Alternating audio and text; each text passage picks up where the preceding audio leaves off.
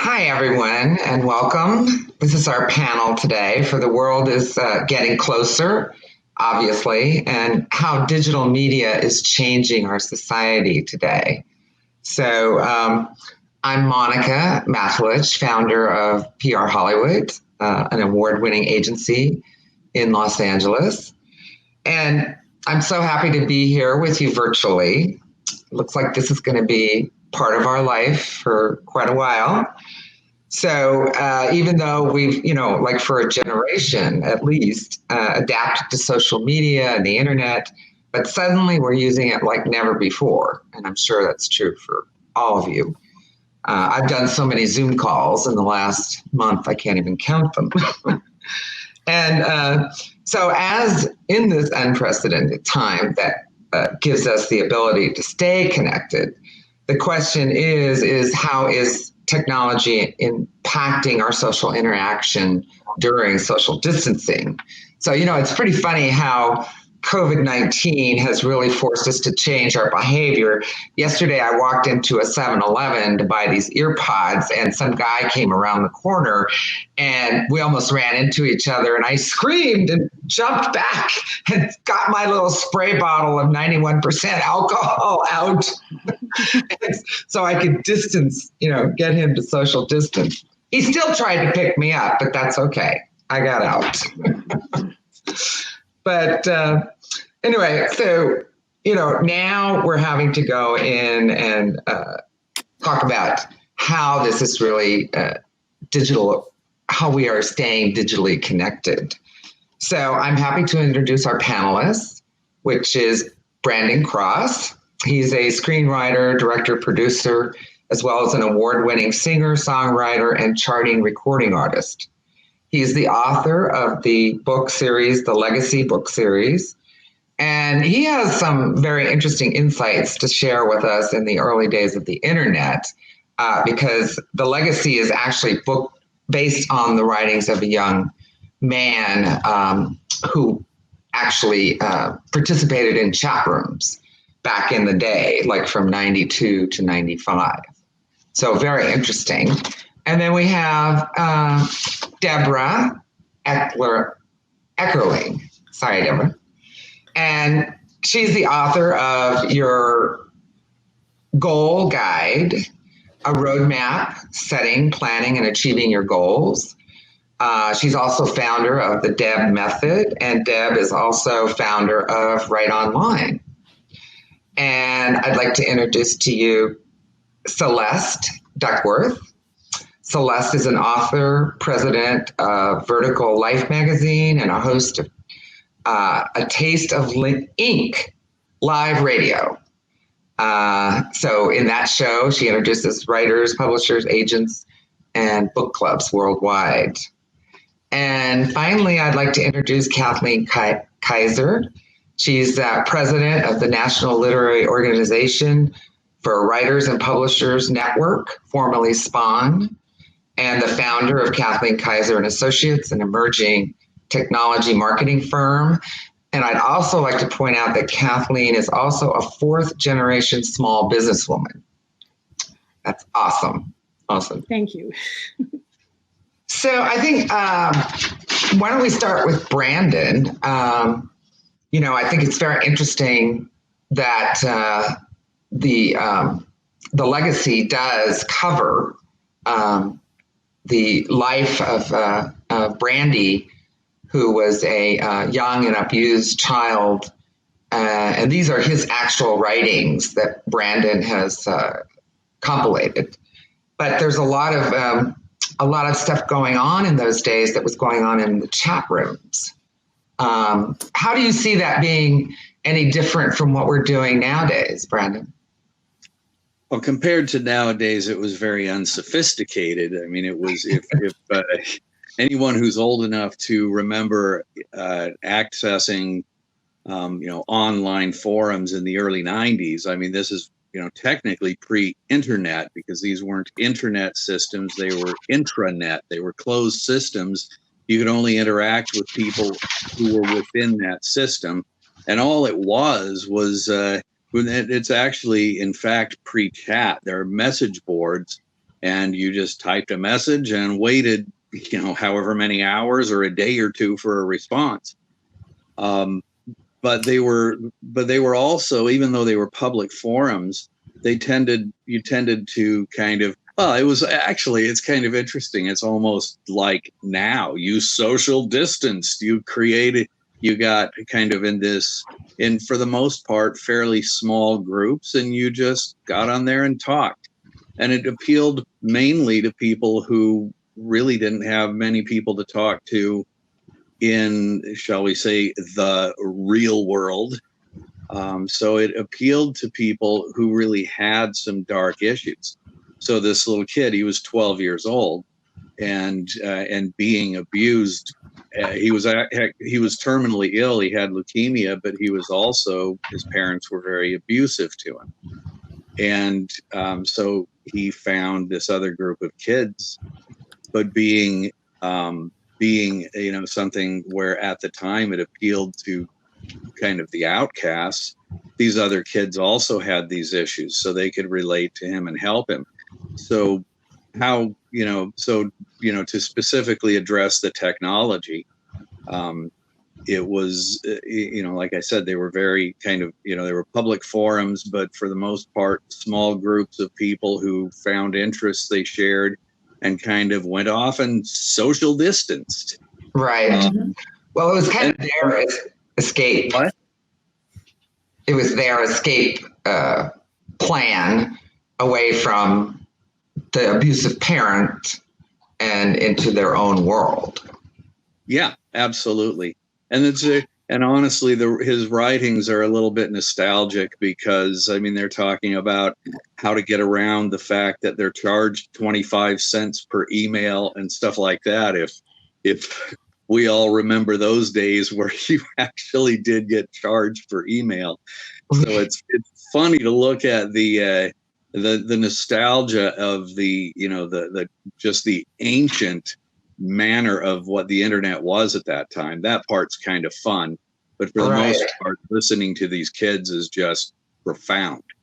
Yeah, I remember those days. I have to back up for a second, because we also have Ryan Southwick on our panel. He's the author of Z-Tech Chronicles and software developer in 3D gaming and mission critical business applications for the medical industry to help cure cancer. So Ryan, sorry, nice to meet you. What do you have to say about our current situation?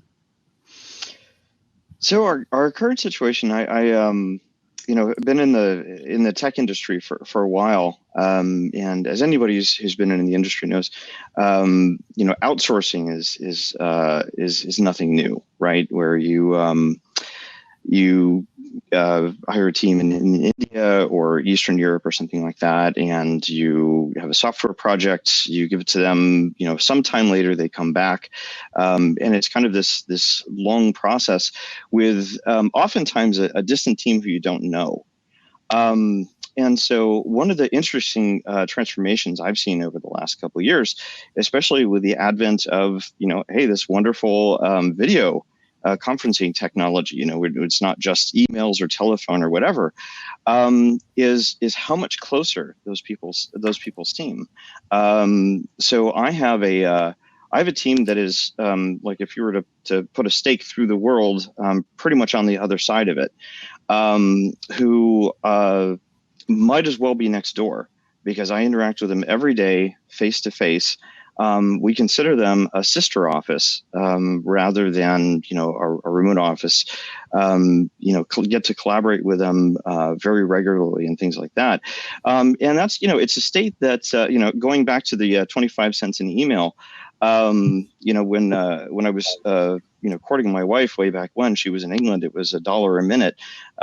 We couldn't even afford to talk, let alone, write and anything like that. So it's been absolutely amazing to see that sort of transformation. Yes, it is. And it's been very encouraging too, because we get a lot more work done that way. Yeah, absolutely.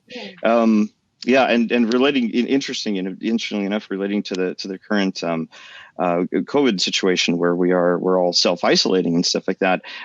Sad to say, I almost haven't noticed a difference with my job, just because so much of it is remote and it's dealing with people on the phone. It's sad in a way, but yeah. Right. Well, so Kathleen, how do you see our interconnectedness moving forward in business and with writers and publishers and things of this nature? Oh, I think it's all going to be keep expanding. I was really lucky in 1988 to get hired by Jonathan Siebold, who was one of the creators of desktop publishing and for his seminar business. And we created these conferences. So I got to watch all of it, evolve. Jim Clark came down and told us about these kids that he had found in Indiana that were making this thing that would sit on top of the internet. It was called a web. And that was the beginning of Netscape. So I sort of was lucky and have been able to ride the wave a long ways. And I just see it keep pushing and pushing. There's more that we can do. There's more. I really find the way to be able to talk. My assistant is in Idaho. We Zoom every morning at 10 a.m., get everything together. Then she texts me or she'll call me or I'll call her or whatever. But we just work fine this way. I mean, I closed my offices in 97 and sent everybody home, gave them a computer and a printer and hooked them up with cable internet and a phone and said, I don't have to be paying $4,000 a month for rent. Go home, I'll give you all this equipment. And it worked out fine. The hard part was, and I found this way back then, it was a long time ago, some people adopted really well. They didn't mind it. And other people, the office was a social place for them. And they didn't like not being around people all the time. And it became a real barrier for them. And they slowly dropped off. I found them work someplace else because they were good workers. It's just they couldn't adopt to what I was doing. But, the way I see it going, we don't even know where it's going to go. There's so many new things that we can be doing. And it's really exciting to me. It's a challenge to see what's happening here and what's going on over there. And how do you stay on top of it? Sometimes I feel like a real old fuddy-duddy sometimes. It's like, oh, God, I got to learn another new program. It's like, how many of these do I have to learn? But it once you get into it, it's fun. It's fun. But I look for the fun in things. And I think if more people looked at technology with a positive point of view of how it can help their lives than how it's an interference and a hindrance to their lives, I think things would move a lot faster. Oh, definitely. And I think, with the advent of the internet, years ago, they promised us telecommuting. And for like 20 years, I've been saying, well, where is it? Where is it? People are wanting you to come into their offices and, all of that stuff. And it's interesting how COVID-19 is forcing us into this telecommuting mode that we had the technology for quite a while. We just haven't been utilizing it. So this morning, Mario Cuomo was talking and he was saying they're trying in New York, they were not prepared to send all the school children home. And he said they're really rethinking out, let's just blow up the whole model we've had forever and change it and adapt so that we can take this in. And he was going on and on. It was like, I'm going, yes, that's what people need to be doing, You know, you got to look at it all differently. Exactly. Well, Celeste, in your part of the world as a radio host, I mean, how do you see technology advancing in those areas? Well, I'm kind of like Ryan in the sense that I came out of a programming world. And so I've always, worked with computers, internet. When I started my business has been virtual online since 2009, but I did a lot of consulting before that. I think the thing that that's a little irritating is I feel like sometimes they push technology so quickly that we don't have a chance to really maybe adapt to some of the new things out there. But I think since COVID-19, one thing I realize is that I think people are starting to realize just how close we are on the internet. I think you had Facebook was okay, but I think now that people were discovering Zoom and Skype, which I've been using Skype for maybe 17 years, since people are discovering, they're like, oh my God, this is just really great, But I think that for as far as radio, one of the things that we did when we started our radio is that we did a lot of research. And at the time, we were just convinced that podcasting was the way to go. Although a lot of people weren't really recognizing how valuable podcasting was. We recognized that, hey, it was funny. We had some things that were really made for kids, but adults were like saying, oh man, I'm at work and I can just listen to this while I'm working, or, I can just download this on my phone and go work out. So we pretty much stayed in there. It really has I would say it's only changed in the sense that a lot of the consulting I do with clients that are launching their businesses, there's still a lot of ignorance as far as what's available out there. And I have to say, hey, why are you not doing this? So we got a worldwide audience, do you want to just be in Phoenix or do you want to be exposed worldwide? So right. I think that's some of the things that people, and I mean, just up to maybe 5 years ago, people would say, well, where do we meet at? And I'm like, we meet on the internet. And they're like, are you serious? I'm like, yeah, we meet on the internet, Right. And they were like, well, I need to see somebody. And seriously, I would have groups on Facebook literally kick me out because they would be like, well, where's your building at? I'm like, we're on the internet. Okay. And I have interns that work out of China, Africa. I've had interns in the UK, and we actually do great. But one thing I learned was that we purposely did Skype meetings because it was kind of weird for a lot of the students to just do business on the internet. So my thing would be is that we don't have a 9 to 5, we have assignments. And you finish the assignments when we need to have it done. And you basically just kind of monitor yourself. And that was really weird to them. So we started having the Skype meetings so everybody could see each other. And that really helped. That helped our business a lot with a lot of our workers. So, but I would say that people now with COVID, they're like, oh my goodness, they're seeing just how far technology really extends. Exactly. And thank God for sessions like this so we can all interact and whatnot. And so, Deb, give us your take on it in what you do. You have the Deb method. Tell us a little bit. Okay. Well, first of all, I have to agree with Kathleen. You need to look at this like it's fun because guess what? It is. Yes, the world is scary, drama. I'm not trying to belittle that because, what we're living in right now is just I'm a writer. There are no words to describe it. But if you look at all the opportunity that is out there because we are so connected, then it makes it a little easier or a lot easier to take. We can attend conferences around the world without leaving our homes. We can have conversation, and sometimes you have to deal with the time change, but, big deal. You're dealing with time changes. Sometimes it's the middle of the night for someone. Sometimes it's late or early for you. It's okay because we have this access. There is, well, I'm going to say except for the human-to-human contact, but that's like a huge thing. We can pretty much access anything we need. We can have our exercise classes. We can have our business meetings. We can, everything, conferences, anything that we need to do for business life, mental health. Yes, you need to connect sometimes and breathe. That's important as well. But it's all there. Everything's at our fingertips. And well, you asked me about the DEB method. So that is my system for helping people figure out what they want and how to get it. It's the goal setting system that is in my book.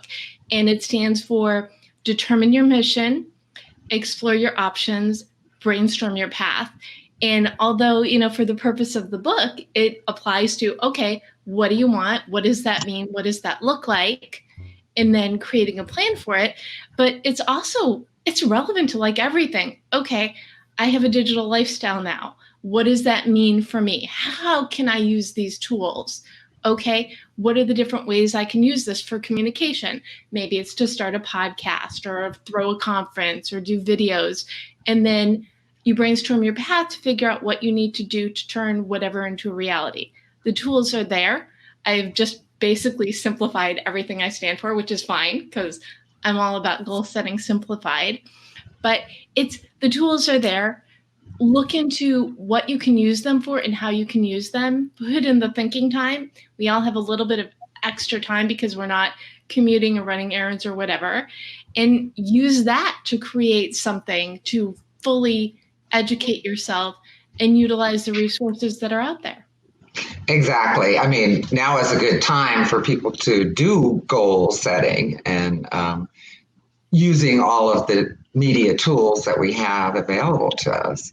So, Brandyn, I was wondering what you see, how digital media changing in the film and television industry, since you're a television writer and feature film writer. How do you see it bringing us closer?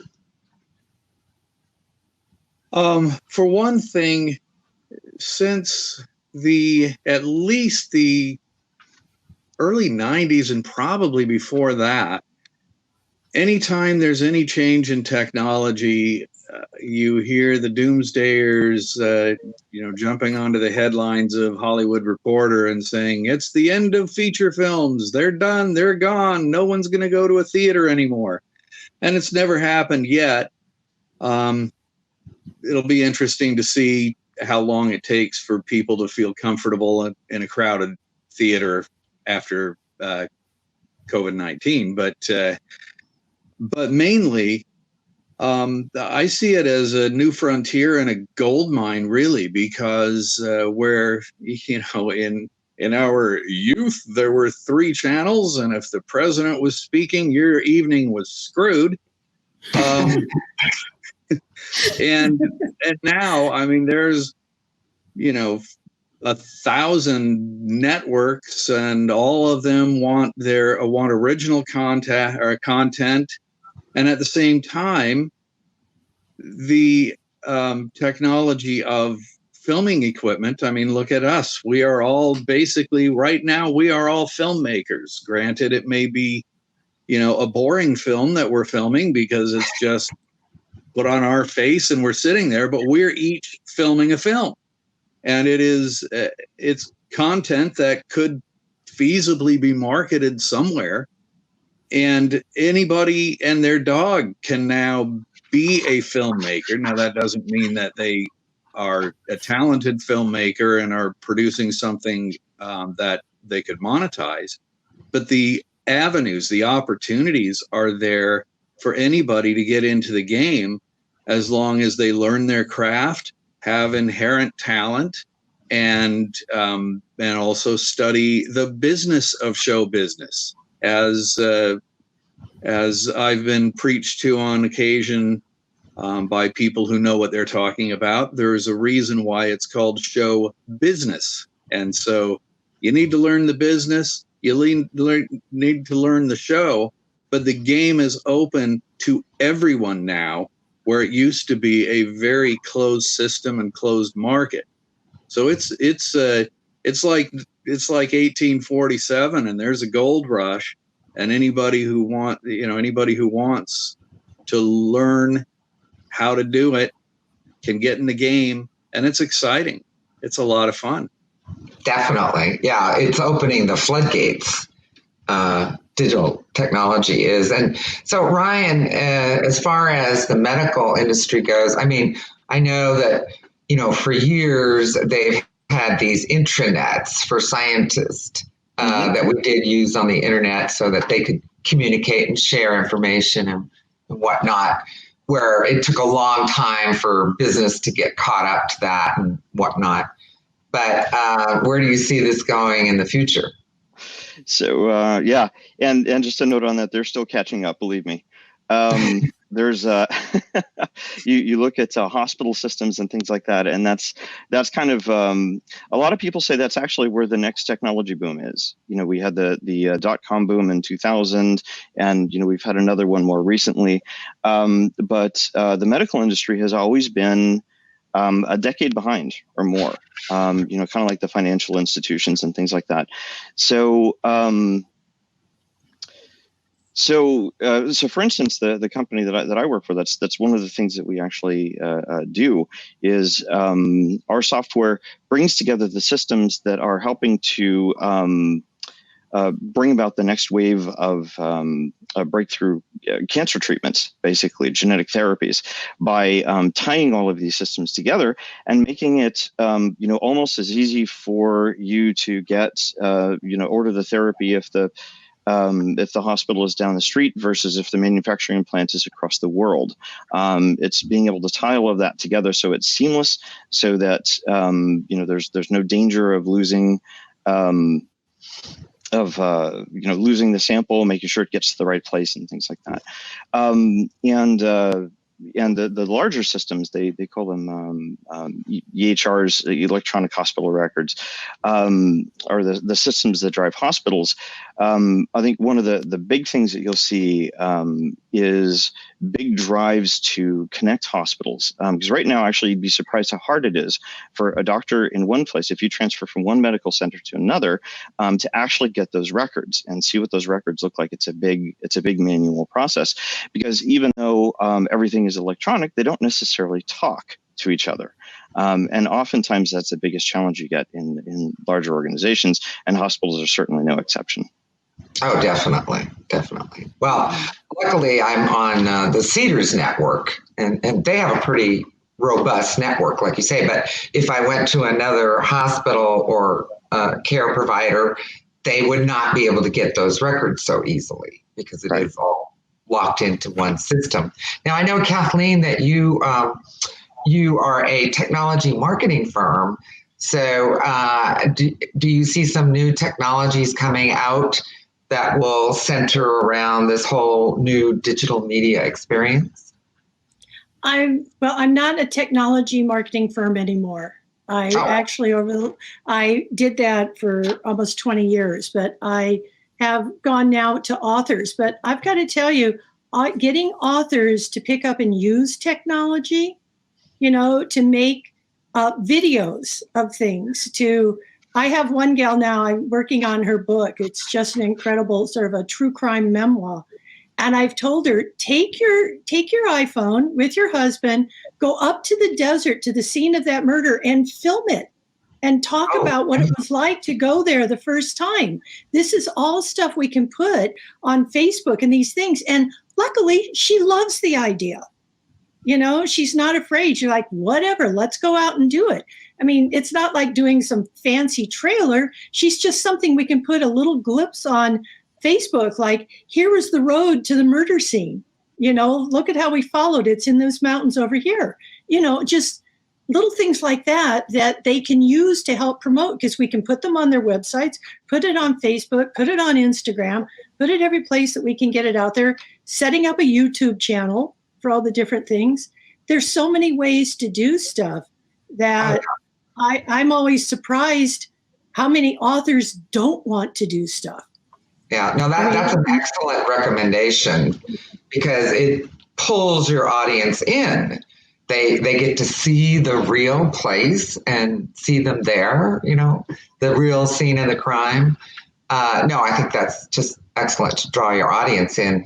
I think also, Celeste, with podcasting, I know they will also do video with the podcasting. Do you see any new developments in that area? Well, right now I'm actually looking into that myself, but we started a program a couple of years ago called the Reading Room. And part of what the Reading Room was, we started it because my mother loved music and she loved reading, but could not get out of bed. So the Reading Room was kind of a program where you do like a book trailer to go with the story. So there were little glimpses of a book trailer. Someone read the story, and then we had music in the background. So we kind of did like old time radio, And then we had a few little interactive videos in that too. We actually have a Facebook page, and actually it was really good. We had a lot of mature adults who really liked it, and these were mostly adults that couldn't get out to the library. They may not have had a lot of money to listen to Audible.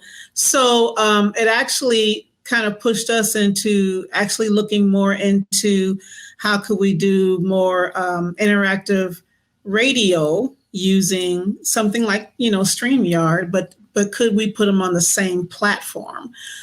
So those are some of the things that we're, looking at to make, kind of make reading a little bit more. I have people that say, oh, I still like a book. I like the podcast when I interview a lot of authors. A lot of people like to hear the podcast. And I share the podcast, but the Reading Room was something different. Just like, listening to that music first come in, then the writer would read, and then having some few little videos and stuff that would come in on that. Actually, people really like that. So I do see, I'm seeing where I would like to see more interactive stuff. When we're doing our videos and audios, and how we'll do that, we'll see. But I think the future is that. I would love to see authors do more trailers, book trailers. I'd like to see them do more things that to get people really interested in their book. I really have interviewed some very talented writers. Like Kathleen said, though, it's very hard to get them to do marketing.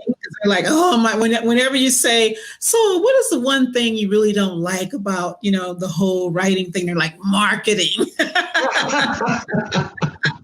like marketing. So, I try to, I do still have a lot of clients that come to me, and I try to get them to look at more creative ways to do their podcasting or their videos, or, even doing some things outside. So we'll see. We'll see. We'll see how many people invent something during this time to make things more attractive, right? Right. Well, now people have more time to do that, so I'm sure they're coming along. And Deb, you have a Write Online, so you actually have writing exercises that people can do online, or is it a group that you write together? No, but it is a community. Actually, it's Write Online, and it actually started as a real life writer support group I led when I still lived in Chicago, and then it came to life in LA in the early 2000s. And one thing that I feel that, and I'm very grateful for, is, kind of exploring as this digital connection has gone mainstream. So I started a blog for Write Online probably 2007-ish. And then 2008, around like right before social media started going mainstream, I've got a Facebook page for Write Online. I've got a group, and the page is all about reporting on your goals, setting your goals, what resources. And a few years ago, I relaunched the group. It was, do you remember like 10, 12 years ago when Facebook decided to make all groups pages? Yes. So Write On started as a group, became a page, And then 3 years ago, I'm like, you know what? All this interaction is really time to bring the group back to life. And the group really is an interactive community. I have daily threads. Mondays networking, Tuesdays goals, Wednesdays blog share day, Thursdays toot your horn Thursday. So it gives, and it's not just writers, it's writers, creatives, and entrepreneurs, the opportunity to share what they're proud of, get kudos, and, you know, make connections. And then Photo Friday and weekend plans. So there are a lot of opportunities for the community to interact and get to know each other, have little side connections, which is great, you know, that to have a forum where not only people can be held accountable for their goals, but where I can facilitate communication and where people can make connections, because that's what it's all about. I mean, we don't live in a vacuum. You need other people to make your goals a reality. You need other resources. You need to know when you should be outsourcing and when it's good to, you know, learn how to do something. So the different pieces come together very nicely in communities. And what I'm seeing and what I think we will see more of is people creating communities. So I've watched mine evolve. About 3 years ago, it led to me creating Goal Chat, which is my Twitter chat. And this year, I started doing Goal Chat Live on Facebook. So they're all with the same purpose, to get people together, motivated, excited, and connected. And, you know, when people come together, you don't know what's going to happen. So it'll be very, I think, again, if people see this as an opportunity to create things, like Celeste was saying, to use resources, like I think everybody has been saying, then they're really going to thrive and use that extra downtime to create something that's going to help people even better. Exactly. Excellent. Well, sign me up for Toot My Horn on Tuesdays. Thursday, welcome to the group. It's group/Write On Online. Everybody is always invited. And then it's and I love this example. 1 month somebody said, oh, for her Toot Your Horn was, I finally got my podcast studio set up so I can record audiobooks. And about a month or two later, someone said, I need someone to record my audiobooks. So I made sure they met, and I think they ended up doing business together. So, but that's where groups like this and other communities really help. It's when people get to know each other and see how they can work together. Yeah, it's all about networking. So we're just networking online now, you know, a little bit differently. So, Brandyn, what do you see as the cons of technology keeping us together, digital media? Are there any drawbacks? There are definitely some drawbacks. One is that there's been a lot of there have been a lot of articles and whatever about kids who are just not interacting with people face to face, that all of their interaction is with technology in some fashion, be that talking to their friends online instead of face to face, or playing video games and not interacting with anybody. And of course, there are dangers with online predators and things like that. Beyond that, I don't know that there are really any, that there's much that I consider a downside, other than that occasionally the technology isn't reliable. Case in point, that I initially signed on to this session with my Chromebook and the camera wasn't working. That's there in some degree, I've concluded that technology tends to hate me. But mainly I think it's probably the isolation, but I'm kind of with Ryan in that, the present social distancing and isolation protocols really haven't affected me that much, because number one, I spend all of my time at the computer writing. Secondly, I'm autistic, so I don't interact that well with people in the first place. So, I haven't noticed the difference. I mean, people have said, hey, how's this going on? How's the isolation? How's the lockdowns working in your area? And my answer is, I don't know. Just don't go anywhere anyway. So to that degree, I mean, interacting with technology more than people is really my normal life anyway. But that's probably the major downside. It's probably better to interact more with people, and I'm sure people are doing that less. And I have no doubt they're going to be doing it a heck of a lot less going forward. So I'm not sure, if that's a good thing or a bad thing. But at least the technology is there to facilitate that. If people are going to be scared to be interacting much with people, I guess the technology being there to absorb the deficit is better than not having it there. We'd have a nation of hermits like me, I guess. Right. But, yeah, honestly, I think that's really the only downside. I really can't think of any other downsides to it other than that it takes some people away from face-to-face contact. Well, I think nowadays people will be utilizing it more for that social interaction since we're lacking it in real life. I know that several groups I know have, like, Women in Film, which I'm a member of. They have like happy hours on Skype or Zoom on Fridays at 6. I see a lot more of that. I'm getting invited to a lot more happy hours, which means I have to buy a lot more beer.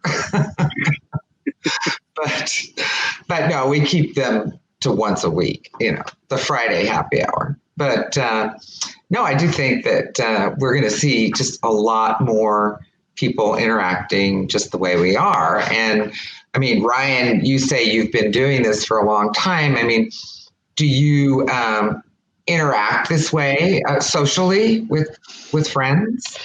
So with friends, certainly. One of the things that I've done, aside from working remotely and stuff like that in the technology industry, is I'm also a Scrum coach. So I work with teams on communicating, on working together, on working efficiently. And a lot of that it really has to do with being present, being together, and having access to each other for a lot of reasons, not just for efficiency, but for as somebody said, right, we're social creatures, right? A lot of what we do, it's about relationships, right? And those relationships play in everything we do, including work, right? And our efficiency and how well we work with each other and things like that. So until I got into the position where I was managing teams, across the world, and of course, the current situation, my big thing was, hey, no, everybody be together, be in the same room, and things like that. And people had always questioned that. Right, especially here we are, remote working and all the rest of that. It's like, well, is it really that much more efficient? You've got to get in the car, you've got to go to work, you've got to meet together, and all the rest of that. Well, I have a friend at work who's been since the COVID has started, has been monitoring efficiency and productivity of his team, and despite all that stuff, he has seen a 30 to 40% drop in productivity. Just hard to say exactly why, but I suspect just because of the lack of access to people, and just how much more efficient that is when you have ready access to the people that you're working with and interacting with. Not to mention people's happiness. I been monitoring my team. Even though they're on the other side of the world, they're under the same sort of lockdown that we are, and all they keep saying is we can't wait to get back to the office because they miss each other. They miss that social interaction and all the rest of that. So. That's funny, though. In the old days, people used to say, oh, I hate to go to the office. Now they can't wait to get back to the office because they're missing the social interaction, for sure. Right. Mm-hmm. Well, Kathleen, I think, I just got a kind of a flash of an idea. What if you got your writers together in an environment such as this and kind of let them play around and be free and get them used to technology? Maybe then they might feel a little more comfortable. Thoughts on that? Oh, your mic is off. I saw that. We're actually, WNMP is going to be launching some of these very shortly. We're launching a series of webinars. We're launching online writer critique groups. And because they need that, they don't all have to be in the same city. And our organization's national. We actually have members in Australia and Canada and England too, and one in South Africa. So they can be working with people online that way. And I think they'll really, really like it. You can email them your pages and then you all sit and talk. That's all you have to be doing in a room. It's not any different than being in the same room. But yeah, we're doing things like that. So the writer critique groups we're launching next month. We're launching the webinars on the 21st this month. Oh, that's great. Where can we find out about this? The website is wpnwebinars.com, and it's almost ready to go live tomorrow. When we're done here today, I have to go double check everything. But that's what the webinars are, and then there'll be some podcasts going, and then the writers groups, and we're putting out releases on all of it and going out to all of our lists. So I like it. I like to get people to get together. We have the 805 Writers Conference that we do every year at the beach we've been using the Mandalay Beach Resort. And it's great to get everybody together, but we're not going to be able to do that this year. I know it. And the hotel has said, we're not going to take any bookings at this time. So I'm trying to figure out, I tried in 2004 to do an online conference with WebEx. It was a little bit of a nightmare, but then the technology has definitely improved. So my tech guy is come up with 3 different formats that we can look at for doing an online conference. And sort of like what you guys are doing here, we're going to be doing it too with panels and speakers and different things like that. So I like the idea. It saves money. Excellent. Yeah, well, it does save money, and it saves wear and tear on people to get there. Either if they're driving or flying or whatever. But it does. Hotel rooms, all of that. Right. The hotel room expense, all of that. Right. So we can charge a lot less because they're not having to, we're not having to pay the overhead. Exactly. Well, so Celeste, you have a Vertikal Life magazine. Mm-hmm. Now, that is a online magazine, I take it? It's an online magazine, right? That's correct. And so are you guys bringing in digital media to enhance that, or how are you using digital media with that project? Well, we're actually going to use digital media to kind of kick off our teen camps. We have a camp, Teen Vertikal Media Camp, and we have a camp called She's More. So this has really given us an opportunity to start our camp online, where we were looking at starting it, in this building here. And then someone was like, I bet you kids are getting kind of bored with just doing schoolwork. So why don't we just change our format and do this online? So I'm actually kind of excited to get that started. We're actually, the first program is actually Write Your Book with the teens. It's kind of preteens. And then, She's More is actually a radio broadcast program for young girls. So we're kind of excited to be able to start those now because we have the technology to do it. We have a lot of kids that are at home, especially in the area where I live. So we're excited about that. Not really, like I said, the magazine's been online since 2009. We've had an opportunity to have some filmmakers who started doing their first series by video on YouTube. They featured it on our magazine, and they've actually gone on to do television and to do those programs and won awards. So we've been doing that for a long time. So we've been waiting for a year now to be able to do something with kids, looking for kids that may not have the opportunity. Parents may not have a lot of money to put them in some of the camps with the universities, but, I have such a wealth of authors to help do some little workshops with these kids. and do some things fun. So that's one of the things that we're working on. That's great. Well, it sounds like they're going to be ready for it. Because like you say, everybody's kind of bored. I'm sure the kids are, definitely. Right. So, Deb, are you utilizing digital media in any other ways to kind of get creative? Well, it's really funny because there are a couple introverts on this panel. I am not one of those people, but as I said before, I've been having a lot of fun with it. I'm taking classes. A friend of mine's a UGM instructor in San Diego, and I get to take her class now because it's online.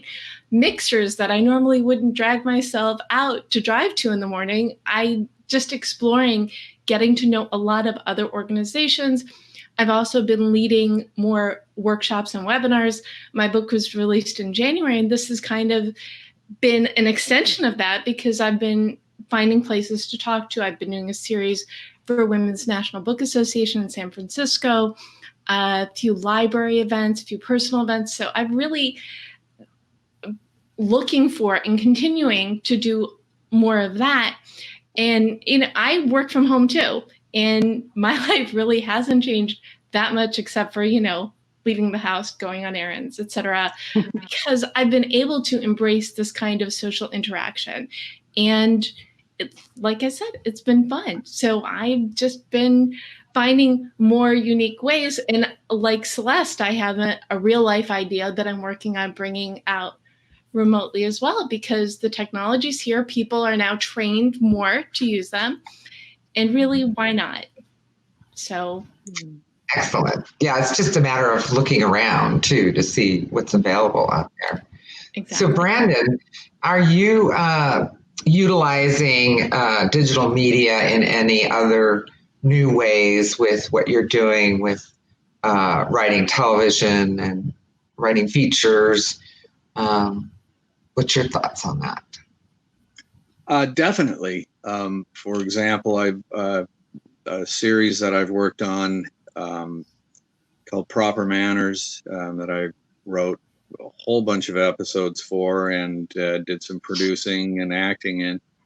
Which is now streaming on Amazon Prime. Exactly. That was going to be my point. Is that's the platform that it's on right now. It was on some others, but it's been pulled off of those because Amazon Prime is an exclusive contract.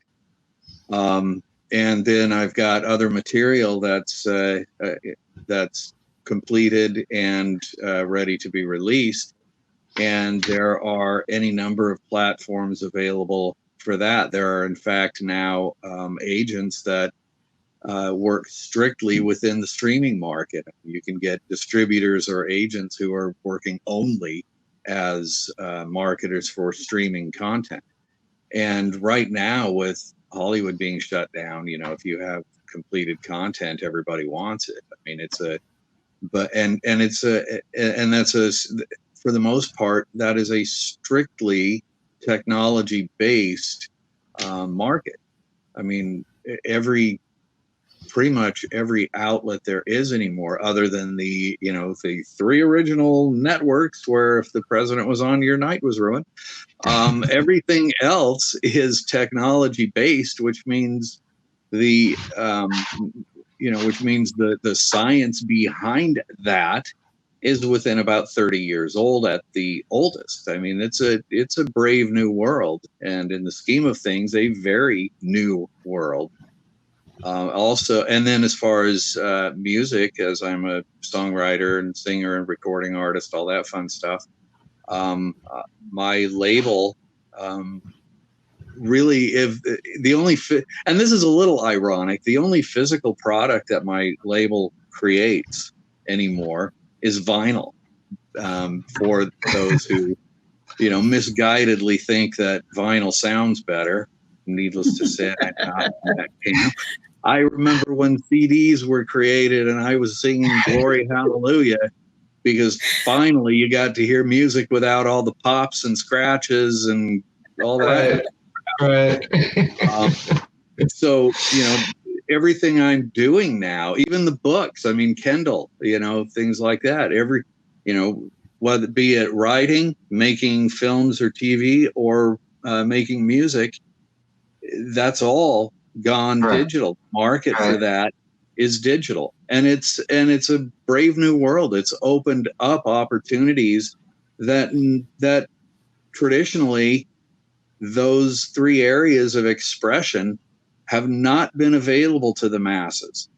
Yes, this is true. This is true. Well, I have to stop you there, Brandyn, since we're out of time, but I do appreciate each one of you panelists being with us, and it's been enjoyable, and I've learned a lot. So it's been great. Thanks so much, everybody. Thank you. Thank you.